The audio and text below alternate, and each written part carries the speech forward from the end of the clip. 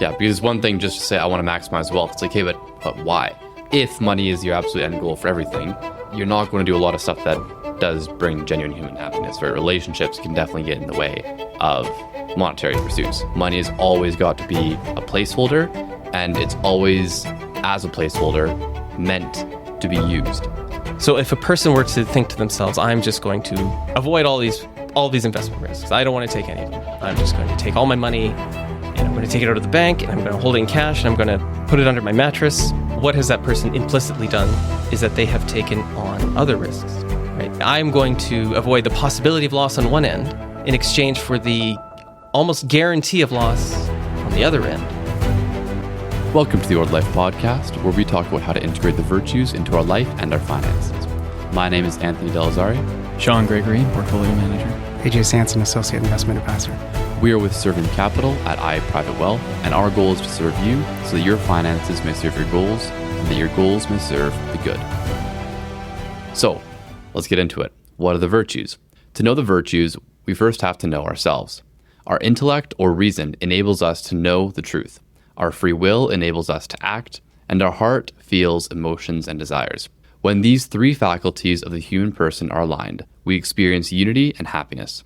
Virtues are the habitual dispositions that enable us to be the best versions of ourselves by aligning our intellect, our will, and our heart. The first virtue that we want to talk about in this series is the queen of all virtues, prudence. It guides and directs all the other virtues. Prudence helps individuals make wise decisions by allowing them to discern the right course of action in various situations. Put simply, prudence uses right reason to discern right action. It's not just about being cautious or avoiding risks. Rather, prudence is about practical wisdom, knowing how to choose the best means to achieve the greatest ends. So, why is prudence the queen of all virtues? Prudence is the chief virtue because it's the brains behind everything. It's the plan. It's the thoughtfulness. It's the reasoning. It's arriving at a decision by the correct means, as opposed to the emotional decision-making, the quick decision-making.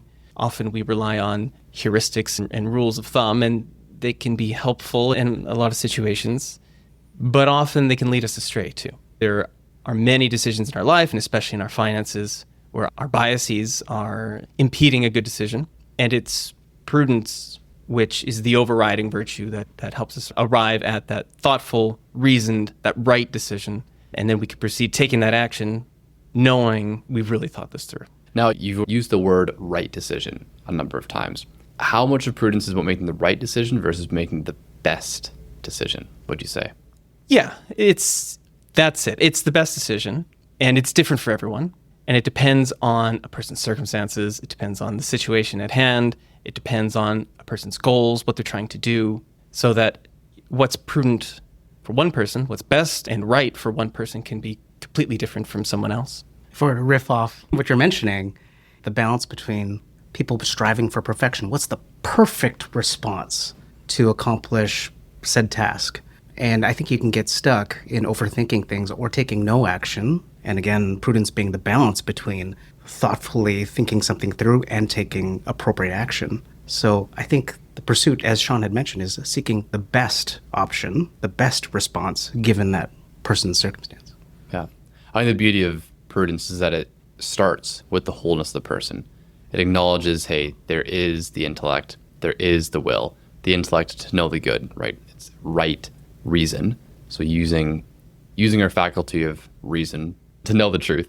But then it also says you have to act. We can know it, but then we have to take action after the fact. So let's get more into the financial aspect of this. We can have the right decision, we can have the best decision. That distinction is made because we are finite. We don't have all the information possible, and what matters isn't as much that we make the absolute right decision as we make the best decision, because the best decision at time one could be different a couple months later if there's new information.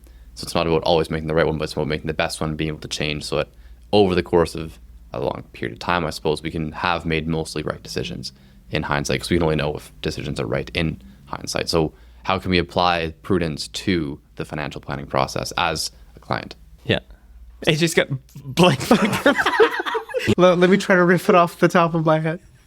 I would say prudence in terms of financial planning is really taking inventory of one's current circumstance. So I think of part of a process, one is taking account of where you are at present and really taking an honest assessment of what that is. From there is also taking an assessment of where you ideally want to be from a financial perspective. Ultimately, what is that goal? And it gives us direction if we have an understanding of where we're trying to go. Otherwise, we end up aimlessly pursuing a destination that we do not know where it is. And so by identifying where you are and where you like to be gives it a little bit more boundary as to how we need to accomplish said journey or said task. So for a lot of people, I find they do what they can and hope for the best. And by taking a more ordered approach, a more prudent approach, is giving thought of where one is at present, where one would like to be, and what current mechanism they are to pursue that. In some cases, maybe people are doing exactly what they need to do and will accomplish wherever they need to go. But I guess in the conversation with them is to revisit their current strategy or their approach. Yeah, it's almost nonsensical to ask the question, what should I do today? Until you've filled in the ends, right? That the goals are clear, that the destination is known, and the starting point is known. Only then can you even begin to think about it, right? It's like setting out on a journey, right? You have to, in navigating, you have to know where you're starting from. You have to know where you're going to start to pick a direction. That using right reason to discern right action, like you could take all the action in the world, you can use all the reason in the world, but unless you know where you're going, it's not going to do anything for you. So I guess in many ways, we're trying to pursue the good.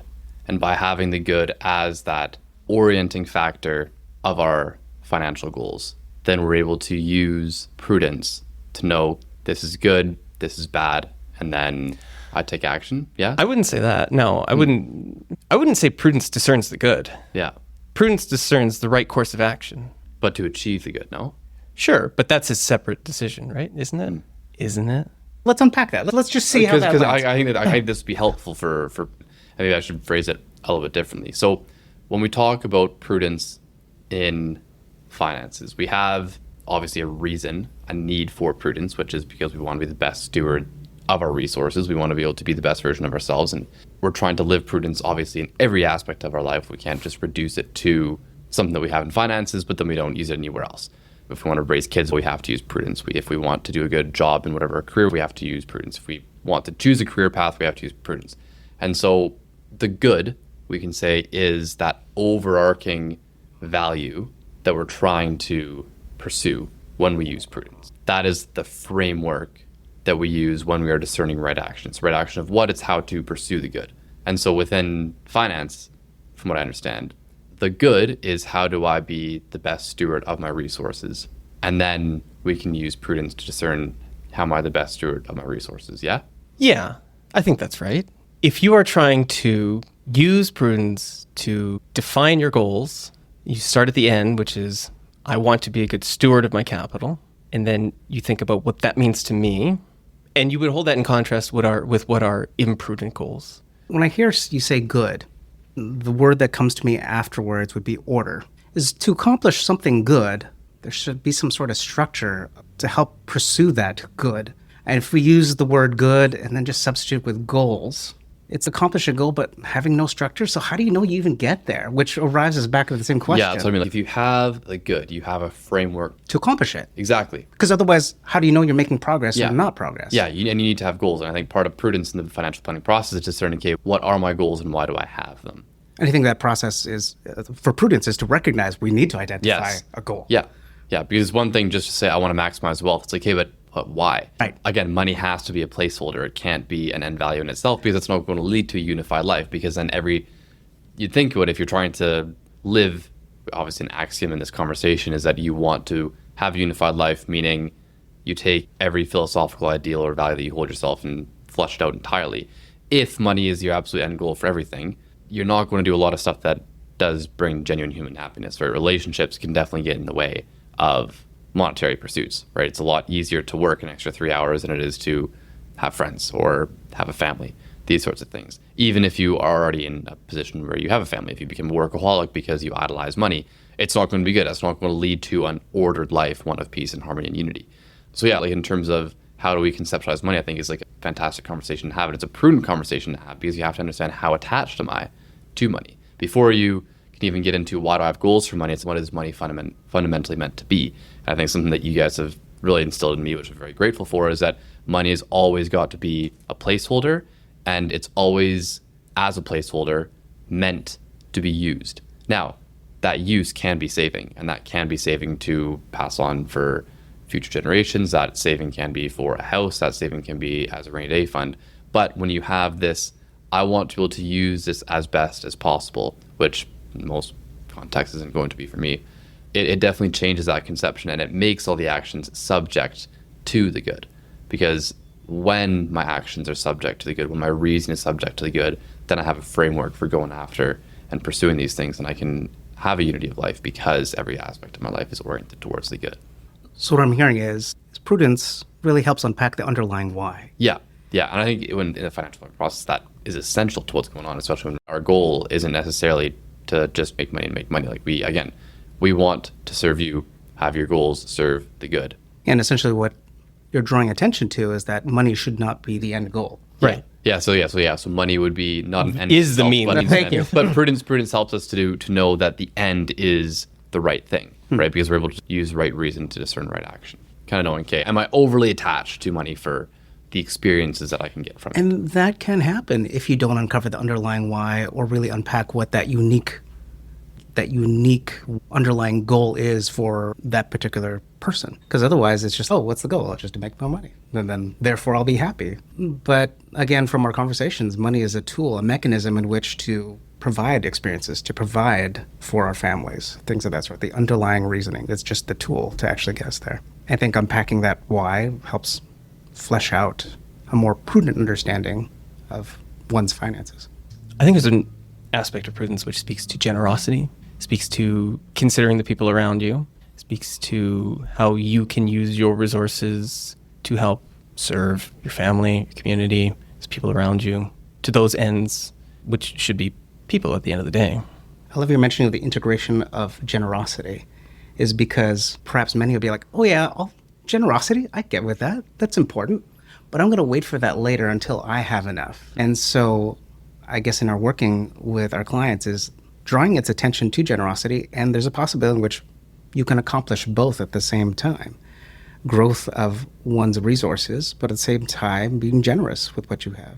How do we really live prudence when it comes to our finances? I'll talk about an example of using prudence in risk management. So I think there are three prudent steps to doing a thorough risk analysis with prudence. You first have to identify the risks, and the trick with prudence is to recognize that most risks in life, but especially financial risks, they occupy a spectrum. That risk often does not live in isolation. There's the risk of doing too much and the risk of doing too little, but that risk of doing too little, it's often implicit, it's not obvious, and that's where it can be difficult to identify those risks.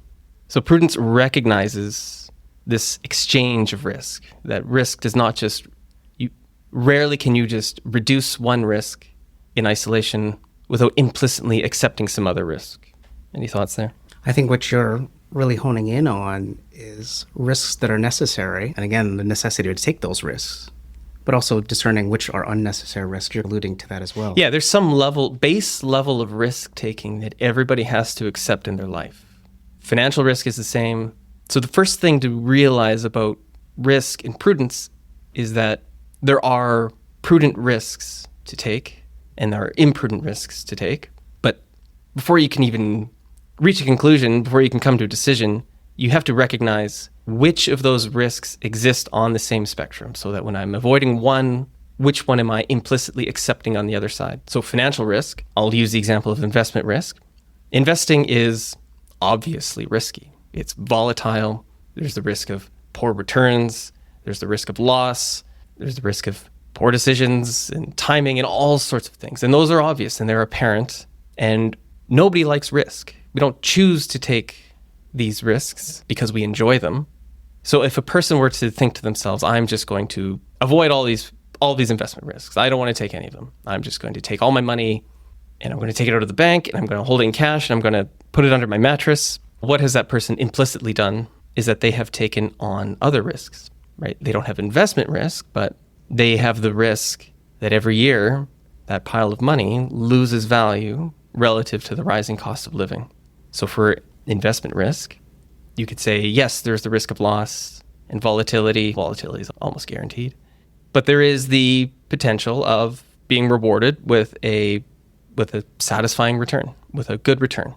And on the other side, if I have my money in my house under my mattress, the consequences are a loss relative to the rising cost of living. And what's the probability of that outcome? It's almost guaranteed. So considering this risk, a person may say, I'm going to avoid the possibility of loss on one end in exchange for the almost guarantee of loss on the other end.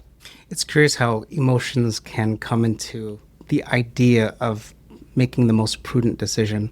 I'm thinking of someone just converting everything to cash, and people do react that way, especially when they hear a lot of bad news and see its negative effect on perhaps their statement that they received when that event has occurred. And the natural tendency could just be like, let's just withdraw, just cash it all out and just keep it as is. At least I'm holding on to something. And the feeling that, okay, I've established some sort of comfort. Okay, I can't lose anything else. But you are right, is that if you act in that way and choose to do nothing from that point forward, you're effectively accomplishing the same thing, which is losing out by doing nothing. And the hope, again, with prudence, is to come with reason as to, is this a reasonable response to accomplish this long-term goal of basically having long-term provision for the rest of my days to live out a reasonable life. And for some people it is. If you say, I have to have this money in 6 months or a year, then absolutely you would take that risk of inflation because it's small. But over a 20, 30-year time horizon, it compounds, and that small loss every year adds up to an enormous loss relative to the rising cost of living. Yeah. And I suppose part of that too is like understanding how a person conceptualizes risk, because risk can be the amount of uncertainty that you have, which I think from an investor's point of view is very much how you can conceptualize it. You have risk as the potential to lose money, but then you also have risk as the potential to miss out, because some investors will view losing 10% as bad as foregoing a 10% gain.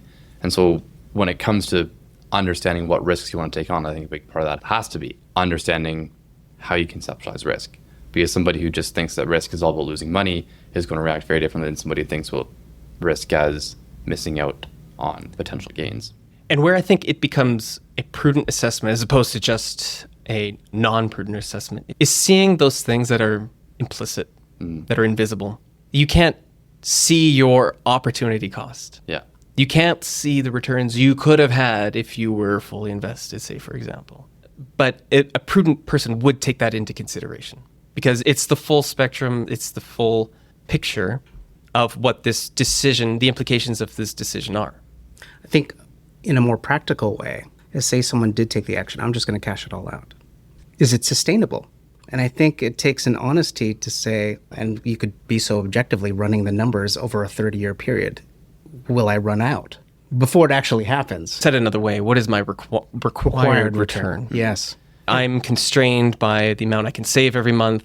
I'm constrained by the amount of savings I have today. And I have prudently discerned certain goals that I would like to reach in the future, such that there's some minimum return maybe I need to have. And maybe you don't need a return, and that person can just cash it out. In that particular case, yes. Yeah. But I think you're bringing up a good point, is because there needs to be a consideration for the necessity for a return. Right. And then you begin to walk down the path of, this is a prudent risk to take.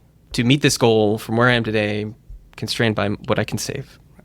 The third step of prudent risk analysis, I think, is this idea of, okay, you've decided what is a prudent risk that you can or should take. How can you manage that risk? You have to think about what are the actions that you can take, what are the decisions that are in your control, where you can skew these probabilities in your favor. For investing, it's being diversified. It's about building a resilient and durable investment portfolio.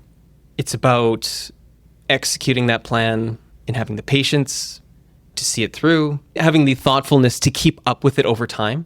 So there are some common pitfalls in this process. We can err by excess, too much prudence, and we can err by deficiency. maybe I like the idea of risk and I am imprudently underestimating the likelihood of a negative outcome. I think that brings up a good point as to the importance of seeking guidance from a planner or advisor in making these decisions. Because if we do it on our own, we can succumb to these biases and think they're a great idea. But by having someone who is a little bit more objective can either reaffirm that the decisions that you're making are good, or perhaps consider alternatives that were maybe not considered. And I think the difference is that in assigning those probabilities, a lot of that is informed by experience and probably in years of learning. That, yeah, if you don't have that underlying experience, you have no basis to be really gauging with realistic success what those probabilities of a good outcome are or a negative outcome are. And maybe you can't even recognize the scope of those positive or negative outcomes to help you reach that prudent decision. AJ, what do you think about applying prudence to the financial planning process? I'd imagine, given the multitude of platforms that are out there, and perhaps the perception of an attractiveness to do it by oneself, perhaps on a larger than necessary scale, that people become overconfident that they could just do it on themselves based on whatever platform of choice that they want to use with their respective banks. And for those who go that way, they may start the process, but then become quickly overwhelmed. And one would eventually reach the point, or many would, is an element of humility. So I'm way over my head. I need help. And I think that begins that first process of prudence in the financial planning process is maybe I need help in this. And so for us here at Serfium Capital Advisors is that we're trying to present an opportunity of a seasonedness, an experience to the financial planning process, familiar with conversations and the lives of individuals, similar, different goals, but really important is facilitating the conversation of what are you really trying to accomplish here? And that underlying why is unique to each individual person, but I think it's the art of facilitating that conversation to really unpack what that really is. And then with that is, again, as I had mentioned earlier, is an unpacking of where they are at present, what do they currently have saved for that end goal, figuring out when that end goal should be accomplished and what they're currently doing, answering the question whether or not they're going to accomplish that goal with the current strategy that they have, and then offer an opportunity to unpack, is that the best strategy? Is it not? What are better strategies to help them accomplish that set goal? And also reaffirming whether or not those goals are still the same goals or they change also with life as well. What would you say are some common pitfalls people fall into? Common pitfalls? And specifically as it applies to prudence. From what I gathered earlier, it sounds like given that prudence is right reason discerning right action, those pitfalls usually have to do either with not thinking about their finances, their goals, or their plan enough, or not taking the action once. Let me just build on that. Yeah.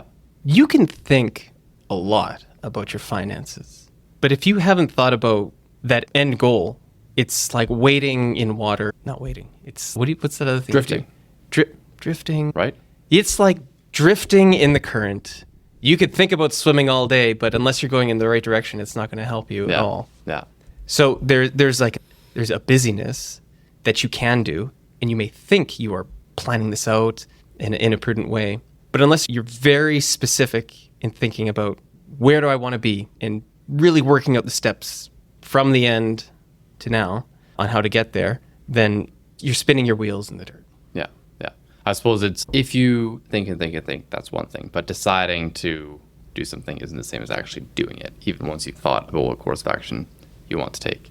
It's like that story about the frog who decided to jump into the water, but he was still there 2 hours later because he didn't actually jump into the water. And so part of that prudence is making sure we take action after discerning what is right. Yeah, or how many people, they decide, I need help, I'm going to speak to a professional, and they go see a financial planner, and they go through the whole process, and they get this fancy 200-page report full of charts, and they take it home, they put it in a drawer, and they never look at it again. Yeah. But unless you've taken the action, all of the right reason in the world is not going to help you. Yeah. So it's a two-part virtue where you really have to know and then act, because without knowing, action's going to be useless, and without action, you can have all the knowledge in the world, but it's not going to do anything for you. Yeah, it's a pairing of think and act rather than just think or just act. Yeah. Back to the question about pitfalls. I know in a previous discussion we had, AJ asked you about how people fall short and how people don't use prudence in their own finances, or how financial planners won't use Prudence, and you said there's a tendency to jump straight for solutions, right? Using this kind of framework of we want to be the best version of ourselves, serve the good. Why do we think that solutions are often just the go-to? We don't hear each other. We don't hear to like, what are the values? What are the goals? Just, okay, solution, make money. And that's it. I think it's because it's easier. Yeah. It feels like you're making progress when really you may not be. It's hard to think about. It's the long route to really dive into someone's personal finances today, to learn who they are, the nuances of their personality, to customize a plan to that temperament and what's good for this person, to think about their goals. It's hard. It's a time-consuming process. I think it's hard too, is because it's a very vulnerable conversation. It's similar to if you were going to a doctor physical and they ask you to disrobe. Like, you're essentially disrobing financially, being very vulnerable to a planner. The financial planning conversation is more in-depth than the medical conversation with the doctor. Because you also need to know about someone's health. It's relevant. And their dependents' health and their children. And those interpersonal relationships between family members. It's all relevant. And because it's harder to think about it, I think the tendency is to actually just do something about it. Yeah, but to not have that right reason of understanding, hey, you are a person who has a family, who has these different goals that you may or may not achieve, and there's obviously stress around that. And so obviously for us as financial advisors and for clients who just want financial advice, I suppose the easiest thing to do is just to say, hey, here's a solution, make more money, but not really dive into that of like, why are these solutions being proposed? Is this actually the best way of going about it, or are we just pursuing action for the sake of action? Yeah, and from the planner's point of view, there are a lot of shortcuts a person could take, which would be the path of imprudence. And they could meet with clients and say, look, you're all going to get 60-40 portfolios. You're all going to need to save 70% of your employment income for retirement. And I know that works most of the time, so that's going to work for you. And that's going to be my shortcut to it, which, of course, can't possibly be true for everyone. Yeah. But it's easy. Yeah. But the value in trying to be the best version of yourself is that you're making the best decision, because sometimes you have to wait a month, a year, 10 years to recognize, oh shoot, maybe that wasn't the right decision, but it was the best decision. Obviously not talking about morals, like we can't be doing unethical things, but in terms of how we have a plan, right? Have we left anything out? I think that's good. Any other key aspects of prudence in finance? Yeah, just some practical takeaways in terms of... Okay, some practical takeaways for prudence in your finances. Be thoughtful about what you're doing. Take time. Avoid those quick decisions. Think about your goals. Think about how the action you're considering brings you towards your goals, takes you away from your goals, or doesn't help at all. Think about risk with that clear sight, seeing that full spectrum of risk. Yeah. Anything else? I always have goals that help you to be the best version of yourself, because then you're going to be the best version of yourself when achieving those things. When you have a goal and love the process of getting there, then that's when prudence really starts to have a place, because prudence enables us to be the best version of ourselves. So if having a goal enables us to be the best version of ourselves as well, then having those things aligned is going to cause unity. Yeah. And don't forget to take the action. Don't get caught up in thinking forever that you fail to see it through. Yeah. Be thoughtful and act. There we go. All right. Beautiful. Until next time. Like, next episode. Yeah. Yeah. Or next conversation. Oh, I'll give a teaser. Next episode, we'll talk about fortitude. You've used right reason to determine right action, but something is holding you back. It's fortitude that is the key virtue to seeing through prudence. And next episode, we'll talk about that, flesh it out in full. Brilliant. Until next time, I'm Anthony. I'm Sean. I'm AJ. Thank you for listening. This podcast has been prepared by Sean Gregory, who is a portfolio manager, and AJ Sanson, who is an associate investment advisor for IA Private Wealth Inc. Opinions expressed in this podcast are those of the portfolio manager and investment advisor only and do not necessarily reflect those of IA Private Wealth Inc. IA Private Wealth Inc. is a member of the Canadian Investor Protection Fund and the Canadian Investment Regulatory Organization. IA Private Wealth is a trademark and business name under which IA Private Wealth Inc. operates.